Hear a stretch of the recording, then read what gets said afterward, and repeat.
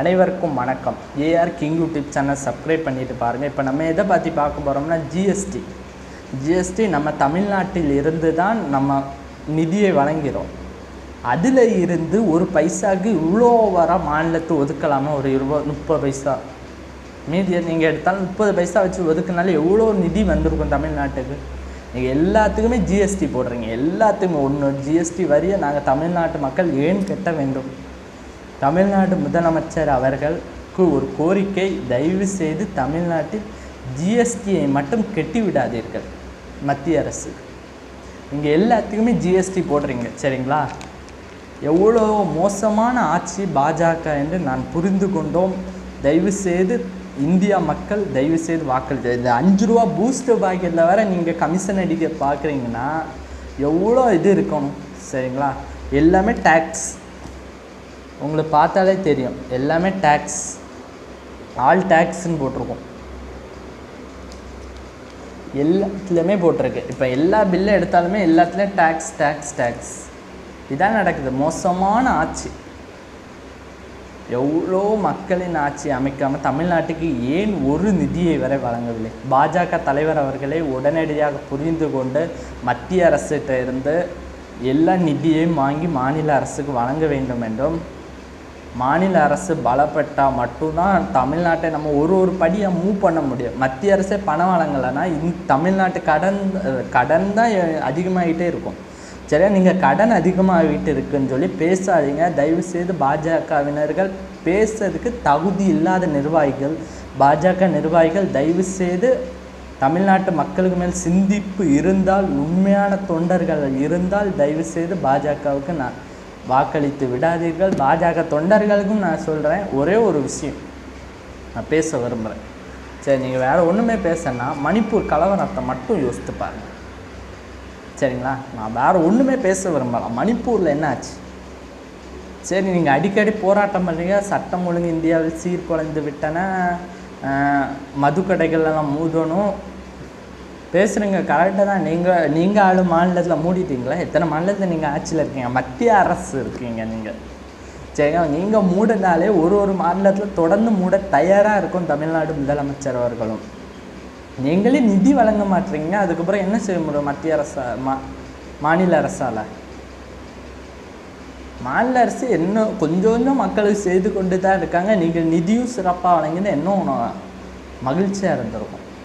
கடன் அதிகமாக இருக்காது, மக்கள் டேக்ஸ் கட்டுறாங்க, அது திருப்பி நம்மளுக்கே வந்திருக்கும். மக்களுக்கு எவ்வளோ செழிப்பாக செஞ்சுருக்கலாமே நீங்கள். ஆனால் மக்களின் ஆட்சியை விரும்பவில்லை என்று கிளியராக தெரிகிறது. நாங்கள் இப்போ என்ன பற்றி பேச போகிறோம்னா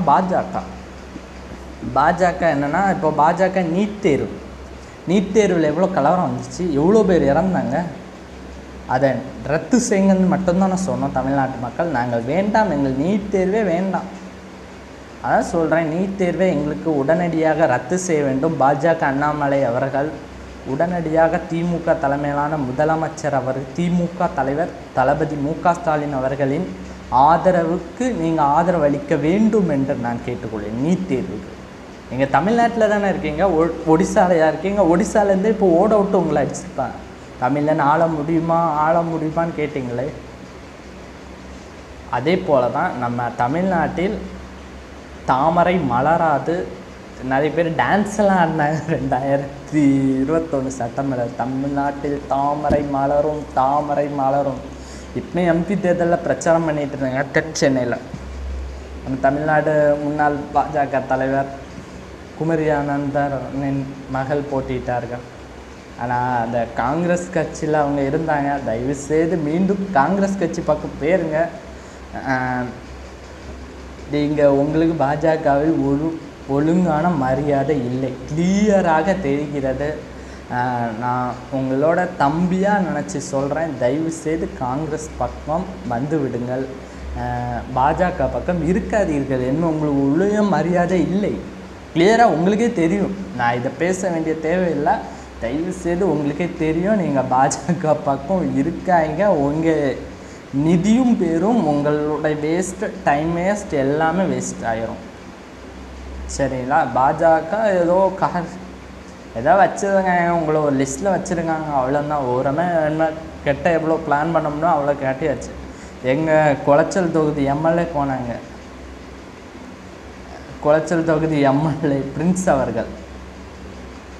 அவர்கள் அவரும் பேசியிருந்தார். நம்ம விஜயதாரணி அவர்கள் போகும்போது அவங்க போகாமே இருந்திருக்கலாம், தயவு செய்து காங்கிரஸ் பக்கமே இருந்திருக்கலாம். பாஜக பக்கம் போய் அங்கே ஒரு அங்கீகாரமும் இல்லை. அதில் விஜயதாரணி அவர்கள் என்ன விஷயத்துக்காண்டி போனாங்க, என்ன தயவு செய்து மீண்டும் அவங்க காங்கிரஸ் பக்கம் இணைய வேண்டும் தான் நான் கூறுவேன். ஏன்னா தாய் கலம் அவங்களுக்கு, அவங்க அப்பா இருந்திருக்காங்க, அவங்க தாத்தா இருந்திருக்காங்க, எல்லாமே காங்கிரஸ் பக்கம். நீங்களும் காங்கிரஸ் பக்கம் தான் இருக்கணும். உங்களை எம்பி சீட் தரலன்னு சொல்லி நீங்கள் வெளியேறிக்க அது உங்களை அதிருப்தி இருந்தாலும் நீங்கள் கட்சி தலைமையிட்ட பேசி அதுக்குள்ள வேலைகளை நீங்கள் மூவ் பண்ணியிருக்கணும். 3 தடவை அந்த தொகுதியில் நீங்கள் போட்டிட்டு எம்எல்ஏயாக ஜெயிச்சிருக்கீங்க. அந்த தொகுதியில் ஜெயிச்ச அப்புறமே இப்போ இடைத்தேர்தலில் காங்கிரஸ் கட்சி தான் வெட்டி 40,000 ஓட்டு நீங்கள் ஜெயிச்ச தொகுதி எக்ஸ்ட்ரா 40,000 ஓட்டு வாங்கியிருக்கும் காங்கிரஸ் கட்சி. இப்போ பாருங்கள், தயவுசெய்து காங்கிரஸ் கட்சி தான் அங்கே இருக்கிறது. கன்னியாகுமரியில் ஒரு 4 முதல் 5 தொகுதிகளில் காங்கிரஸ் கட்சி இருப்பது உறுதியாகிவிட்டன. பலமாக இருக்குது. 1-2 தொகுதியில் இல்லைனாலும் அங்கங்கே தொகுதியில் பலமாக இருக்கா. அங்கே கட்டமைங்க. இன்னும் காங்கிரஸை அடிப்பட்ட இடத்தில் இருந்து கட்டமைத்து காங்கிரஸ் கட்சியை கொண்டு வர வேண்டும். 2026 தேர்தலுக்கு நம்ம தயாராக வேண்டிய நேரம். திமுக தயாராகிவிட்டது தெரியுமா? கூட்டணி கட்சிகளும் நம்மளுக்கு இப்போவுமே உங்களுக்கு என்ன தொகுதியெல்லாம் வேணும், எத்தனை தொகுதி வேணும் எல்லாமே கட்டுப்பாட்டு. மினிமம் எனக்கு கூட்டணி கட்சிகளுக்கு இதே தொகுதியை ஒதுக்கலாம். எந்த மாதிரி நீங்கள் அதிருப்தி இல்லாமல் வாங்கியிருக்கணும் சரிங்களா? காங்கிரஸுக்கு 30 தொகுதின்னு கேள்விப்பட்டேன். எல்லா கூட்டணி கட்சிகளுக்கு 8, 5, 4 அப்படி இருந்தாலும் உங்களோட ஒரு 2 தொகுதி குறைஞ்சாலும் பிரச்சனை இல்லை. திமுக தலைமையிலான இருந்து தயவுசெய்து திராவிடத்தை எதிர்த்து வேற ஒரு கட்சிகளும் உள்ளே வர வைத்திருடார்கள். புரிந்து கொண்டு மக்கள்கள் ஒன்றிணைந்து வாக்களித்து 2026 உங்களோட கட்சிக்கு ஆதரவளித்து அந்த கட்சி திராவிட கட்சியை எதிர்த்து வேறு எந்த கட்சிகளும் உள்ளே வாழ்ந்து விடாதீர்கள். தமிழை மறந்து விட வேண்டிய நிலைமை ஏற்படும். தயவுசெய்து திராவிடத்தை எதிர்த்து வேறு கட்சிகளை உள்ளே நுழைய விடாதீர்கள். நமது channel A R king YouTube channel சார்பில் நாங்கள் கேட்டுக்கொள்கிறோம். நன்றி, வணக்கம்.